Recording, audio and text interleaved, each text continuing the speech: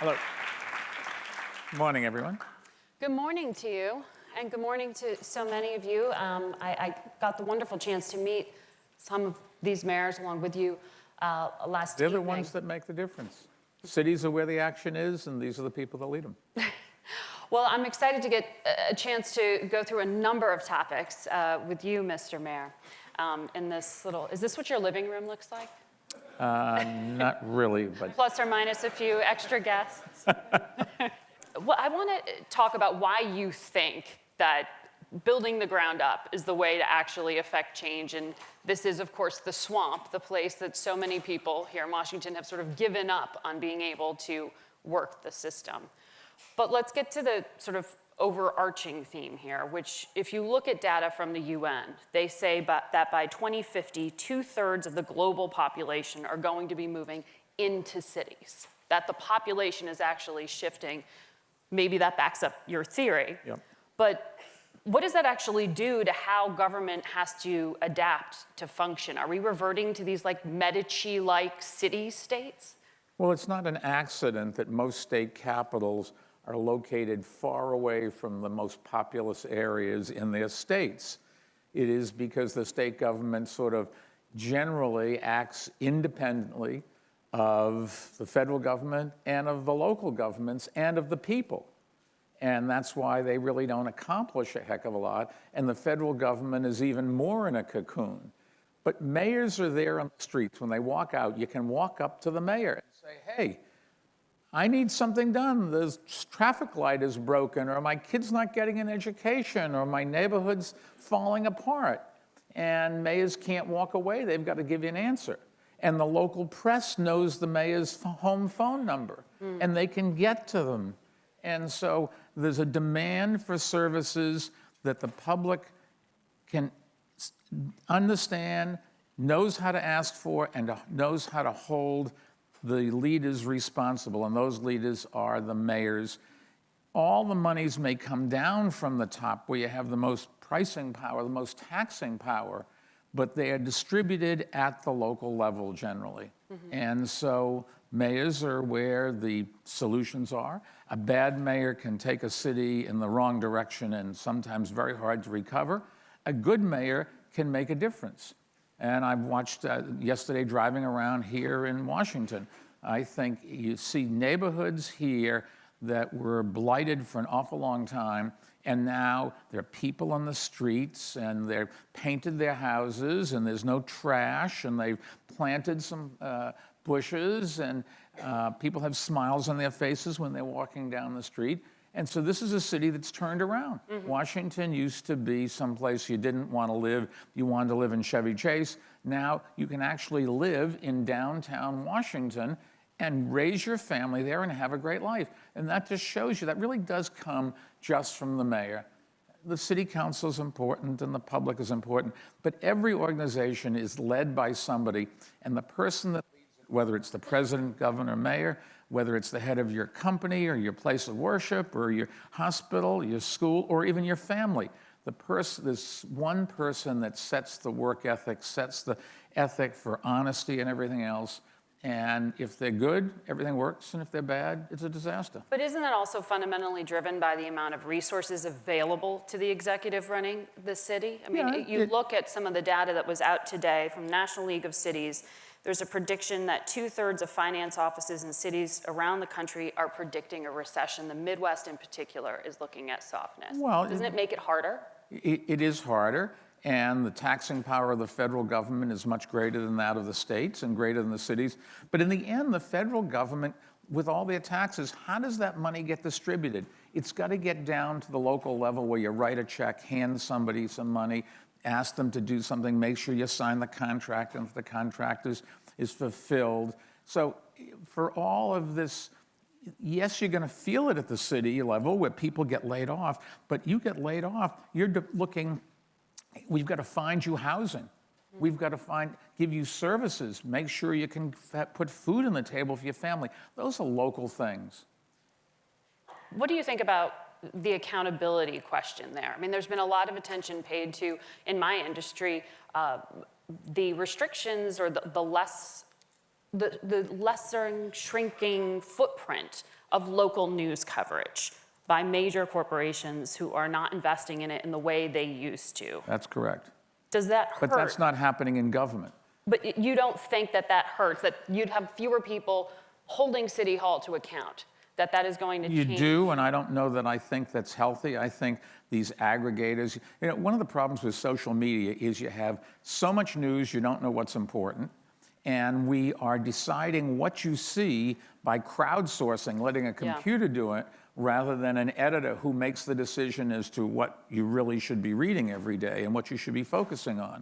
And I don't think that that's healthy, and I think we are suffering because of that. But nevertheless, there are community newspapers that still survive. You can get to the mayor, though, in the ways you can't get to any other elected official. The president is so far away. Congress people and senators are so far away. Even governors and state legislatures are far away. Not true with your local city council and your local mayor. There, you literally see them on the streets. You can walk up and say, hey, I need some services. You're not giving it to me. And if you don't, I'm going to vote for your opponent. You know, one of the themes that came up in some conversations I had last night with some of the mayors was outside investment dollars or countries coming in. I know you think a fair amount about China. In this city, one of the few things that gets bipartisan support right now is fear of China and figuring out how to stand up to increase surveillance, or their investment dollars somehow changing the complexion or changing social norms. If you're a local mayor, how do you look at that? Do you say, I don't want Chinese firms coming into my area? Look, do you turn away? The number of Chinese firms that are here that invest locally or employ people locally is de minimis. Well, we have some big problems with China. We have this asymmetrical relationship. In fact, Trump has focused in on something that the most people in America think is right. They've thought we should take on China because it's so big and it's so productive and they're making so much progress. It threatens our domination of the world, our domination of so many industries. Things are changing, and we're going to have to adapt to that because you're not going to stop them from keep growing. They've got 1.3 billion people. They've just taken 200 or 300 million people out of poverty. It's something that's never been done before. It's a power to be reckoned with. But nevertheless, not at the local infrastructure level. How many Huawei Chinese firms locally? But investment in infrastructure. This is a huge foreign policy push by the administration. They are doing that, and they're to push back on it. No, China is investing in infrastructure and natural resources, lots of things around the world, building relationships, which America should be doing. We're not doing it, but they're not doing it here in America. I'd be hard-pressed to find many Chinese companies that own assets here in America. There were some debates over local networking issues in places in the South, but not on the large scale like you're talking about in Africa or other places. One of the other issues I know you spend a lot of time thinking about is climate change and working on. I saw you out in Iowa a few months ago on the Gun Sense Forum.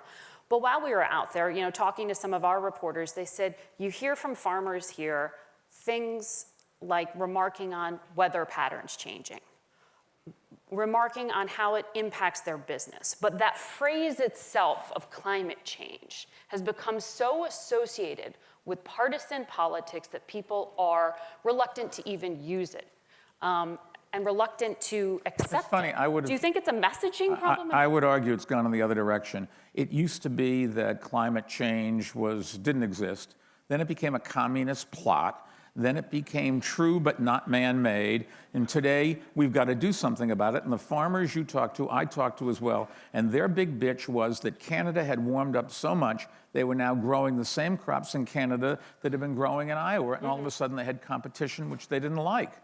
But nobody is denying, or other than a handful of really crazy people, nobody's denying the fact that climate change is taking place. I don't mean to be cavalier about it, but turn on your television. Look at the fires in California. Look at the floods. 4 feet of rain in Texas in one day. I mean, just look at, you can see that water coming out of the glaciers in Greenland. Every place is seeing it. You cannot walk away. No rational person can say something isn't changing. You can say, well, the scientists said it was in 2050, and I think it's 2040, and maybe it's going to happen more here. And oh, it was just cold in California, but warm in New York. There's always some minor things. The general trend is inescapable. But something is really happening. And is there a mishandling of you're describing a problem set that you say people are recognizing. Yes. I'm talking about the political allergy to using something that has become associated with a singular political party at this point. How do you flip that? Even the Republicans have stopped saying generally, there's a handful of them, but there's probably a handful of Democrats too that just defy logic. But basically, everybody understands something is happening and we have to do something about it. I think you have names in your mind you're saying. No, it doesn't matter. You don't want to say. You go into your company and you're the boss and you say to the board of directors, I don't believe in this stuff. I'm not going to worry about our plant getting flooded out. They're going to say, wait a second. You didn't build a berm, you didn't move the plant, you didn't have a backup place, you didn't have a plan, you didn't get insurance and all this other stuff. You're fired. You get fired instantly. No corporate executive behaves that way. They all take it seriously, or they would not survive. And people are starting to do it with their own homes. But if you take a look, we are making progress, at least in America, in trying to reduce our carbon footprint. Federal government, no. Trump's not doing anything other than helping raise money for climate change. When he says something bad about this, money comes flooding in. I wish he'd say some more bad things about guns. Money keeps coming in. That's what like Hillary was a fundraiser for the Republican Party. Trump's a fundraiser for these causes, okay? but it is these things. People are doing something at home. People are turning off the air conditioners before they go out in the morning because their electric bill's so high. They're painting their roofs white because it'll reflect off heat and their electric bill goes down. They're buying more fuel-efficient cars. They're going towards incandescent or LEDs rather than incandescent bulbs. Mm-hmm. Corporations, just take a look. Fly over an industrial area covered with solar panels, or painting their roofs white. Companies are getting enormous pressure from stockholders to be environmentally friendly, and they are responding. And you don't see it if you just, read a few stories in the newspaper, but just go out into the real world. This is where the progress is coming from. The private sector, individuals and companies, and in all fairness, some local governments, because mayors can influence how much fuel you burn in your building, and the traffic patterns and those kinds of things. But as you go up the level, away from the local governments, they become more removed and really have less say. And so the fact that the president wants to drop out of COP21, I wish he wouldn't. Hopefully he'll change his mind, but it really doesn't matter. America has brought its carbon footprint down by, 18, 20%. And it's because we've closed 297, or whatever the number is, out of 530 coal-fired power plants. And we have a good chance of closing them all before 2020. I want to ask you about guns. You mentioned that quickly there. President Trump is headed to Chicago today, a city he's referred to as a war zone because of, in part, the high level of gun violence.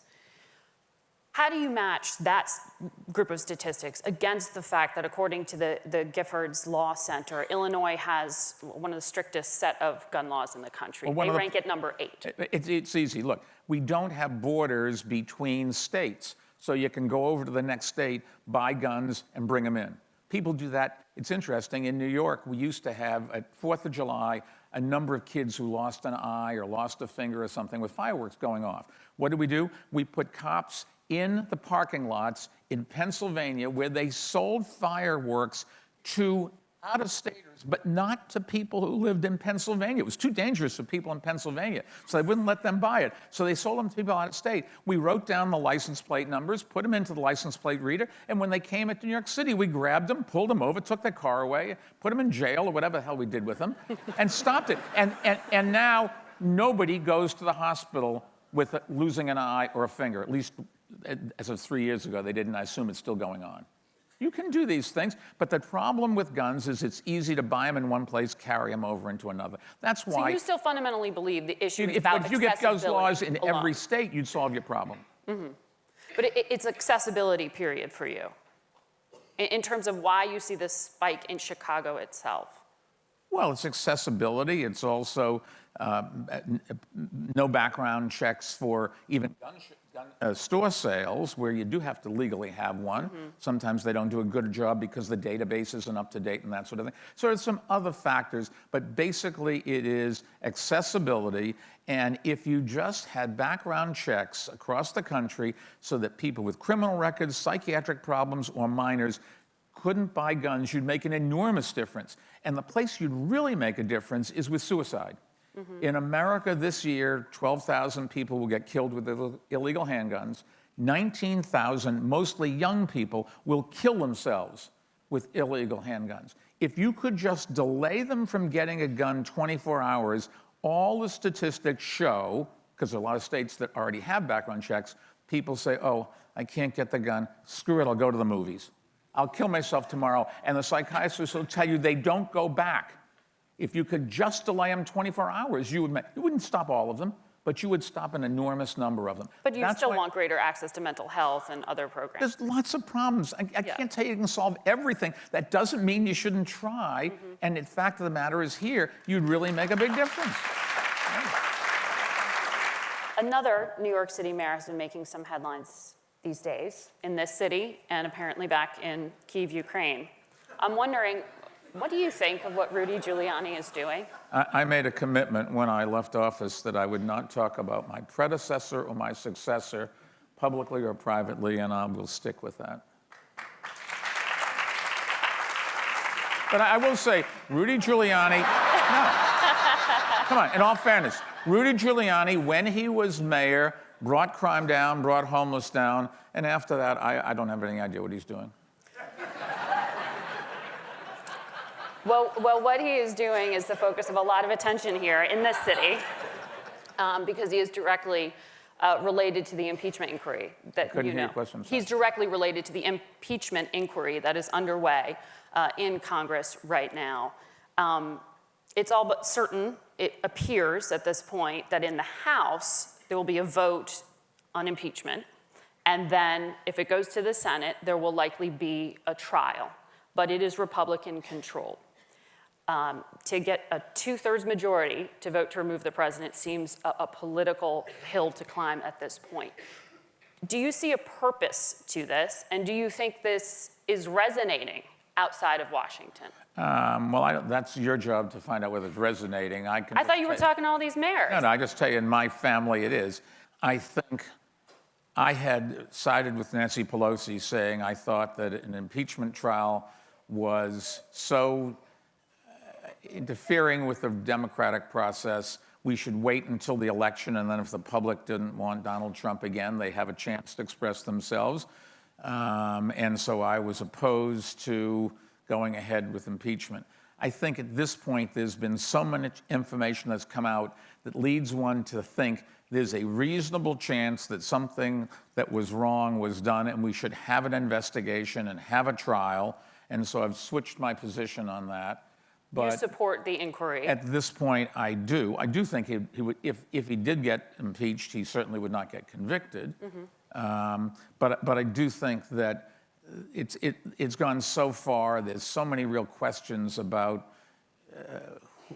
inappropriate actions that the public deserves to have Congress do what it was put in place by the founding fathers to provide oversight. And if you remember back in 2018, I spent an enormous amount of money to try to, and I think we were successful. I think we had a big impact, switching the House from Republican to Democrat, not because of policies, but because the Republicans were not providing the oversight of the executive office that they should have been. And now I think we should hold the Democrats' feet to the fire and say they should provide the oversight. What does that mean for you? I mean, are you going to, say, do what Tom Steyer does or has done, which is to buy money running? Well, I don't know that you have to run ads to get the Democrats to vote for impeachment. I think they've got the bit in their teeth and they're going there. No, but you're not actively going to be, I mean, I haven't heard you talk about it before today. I'm not a congressman or a congresswoman. That's up to them to do it. But I do think that we as citizens should hold the feet to the fire and say, that's the purpose of the legislative branch. Do your job. I believe you told me that Mayor Pete once participated in some of your Bloomberg He programs. was in the first class of mayors. We have a program to train mayors. We train 40 a year, and he was in the first class. So does that, by extension, mean he has the Bloomberg seal of approval? Are you endorsing him? Not necessarily. I mean, I think there are 6 of the candidates, I think it's 6, could be 4, that were mayors. And the one, I'm sure I took a picture with Mayor Pete back then, it was a long time ago, and I would have just shaken his hand. The one that I know very well is Cory Booker, because he was mayor of Newark City just across the river, and he endorsed me and I endorsed him, and we campaigned for each other in a number of local elections. But at this point, for the higher office both are seeking, are you going to endorse either of them? At the moment, I'm staying out of it, and I'll look at it down the road. I will say what worries me is these jobs, president, governor, mayor, whatever, they're executive jobs. And we should be picking people with executive experience. And being in the legislature doesn't give you that. Being a real estate promoter doesn't give you that. It takes a long time to learn how to manage. And the President of the United States has to manage 4 million people. I manage 300,000 people. Now, nobody is ever going to have experience managing 4 million people before they get the job, but you should have some experience in a sizable organization of learning how you pull people together and get management in there and evaluate people and get them to work together and make sure that everybody is treated the way you'd like them to be treated. And we're not doing that. And I guess you could say Cory's got some management experience. If you're a governor, you have a little bit of management experience. But out of all the candidates, basically, they do not have that. And Mayor Pete, he was a mayor. He's got some management experience. It's a very small town, but nothing wrong with that. At least he can claim that he is a manager, as can Cory. Sanders was a mayor. A couple others were mayors as well. And that gives you some experience. But none of them have had the big experience of running something sizable for a long period of time. And that's when you earn your spurs, if you will. What role are you going to play in the 2020 race? Well, I'm going to vote. Well, you played a pretty big role you were just describing in 2018 in terms of trying to support candidates. We'll see. Down the road, it's a long ways away. The election's more than a year away. So I don't know that you have to rush into it. But, I'm interested, obviously, and care very much for this country, and I think we're going in the wrong direction on an awful lot of things. I will say that a lot of the campaign rhetoric that you hear, it's based on polling, which I find disgraceful. You should think people would have their own views and stick to them, whether it fits. And if you believe in something and it's not good for your reelection, you have 2 choices. You can either be an honest person and say, well, this is who I am, whether you like it or not. If you don't like it, don't vote for me. Or you can say, oh, I just changed my mind and I'm going to go in your direction. I've evolved, is the phrase. Yeah, it's a very wordsmithy thing. I wouldn't go that. I wouldn't let somebody get away with that. There's no the things that are proposed. Most of them a president can't just do. And a lot of these people who say, I'm going to do it by executive action, riled against Donald Trump doing things by executive action, but it'd be okay if they were president. So gun control through executive action, as Senator Harris advocates, though you want greater gun control, you don't think that's an effective way to get at it. Against the law, not going to happen. You have to go, and you have it's a state issue, incidentally. You could do it at federal level as well, but not going to happen. You go, and you have to get the legislature to pull together and the governor to sign a bill if you can get him to pass it. And so far, we've worked very hard, and there's 20-something states that already have background checks for gun show sales and internet sales. Everybody's got it for gun store sales. That's a federal law. But it's you just can't walk in and say, I'm going to fix education. I'm going to get rid of crime. I'm going to cure homelessness. Those are problems that require enormous amount of time, resources, local involvement, And generally, they're not things that the federal government is involved in. So it's easy to go and pick things that you're not going to have anything to do with. Or the other side of the coin is you can say, okay, I'm going to cure global warming by the year 2050. Well, if you do the math, and I've done it a number of times, there is nobody in office today that is going to be in office in 2050. As a matter of fact, most of them won't be alive. So to promise something that 5 generations of your successors are going to have to deal with is just a fraud on the public. Stop this stuff. I mean, hopefully the public is smart enough to realize that you're just pandering to them. Well, we are out of time, but I have to ask you, though, why does your name keep showing up as a potential late ad to the Democratic race? Are you going to run for president? I think the answer is you've got to call Judge Judy and ask her. It was in the New York Post just last week. So, but to be clear, are you completely closing the door to a 2020 run? I put out a statement in March saying and outlining why I was not running That was March. for president, and nothing's changed other than the calendar. So you're kind of closing the door. No, I didn't say that. It's just X number of months later, nothing's changed. You know, I have my reservations about the people running and the way they're campaigning and the promises they're making that they can't fulfill and their unwillingness to really admit what is possible and what isn't, and their inconsistency from day to day and location to location. This is not the ways to run a railroad. This country is in real trouble. We need somebody to pull people together. And when they say, I'm not going to talk to somebody from across the aisle, this is our country. What do you mean you're not going to talk to somebody from across the aisle? We've got to work together. And I don't see that. And we've had presidents that don't try to pull people together. In this case, the current one tries to pull people apart. We have legislators, go and take the Democratic candidates and say, okay, give us a list of the Republicans that you work with all the time. And if they can't come up with any, shame on them. I'm hearing a maybe. It's a part, we're making, you got to say again? I'm hearing a maybe. No. It's a partisan. It wasn't a no. We're turning government into a partisan issue when there's a time for partisanship, but once you get elected, you should pull together. And I've always thought one of the things that's wrong with our government system, the way it's structured, is the President of the United States is elected, but then retains the interest as being his or her party leader, rather than switching their focus and saying, I'm now here for the whole country.